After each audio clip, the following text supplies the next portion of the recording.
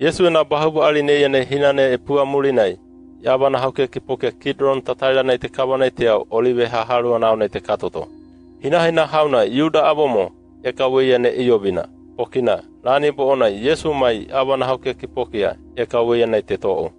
Wei na Yude hore robe haukia PAPUA kia mai Farise haukia e kia miori wei kia Maria robe teiha inina haukia mai huari haukia to okia e baka anakia. Imakia mai rubakia mai ramepakia abomo huari tabakia te ai haharua wei nao nei te katoto. Yesu taba helenai katera mahauke koinai aba iobina. Hua buonai e ka aha hayau helekia e bakaina ke tibaha.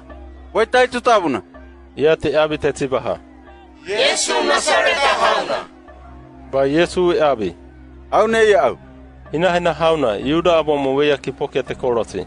Yesu e abi au nei au. Rani nei ia te taau te hemue te heo anoai te noti. Yesu hayamuna e bakai muena ke tibaha. Wai tai tu tabuna.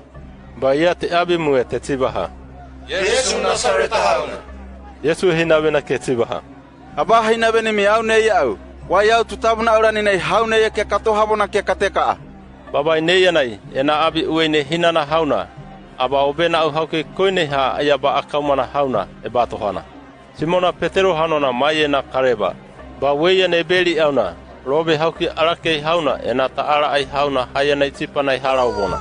Taara ai hauna weia na tana hanona malaku. Weia na Yesu Petero e abi pahihi bena e tibaha.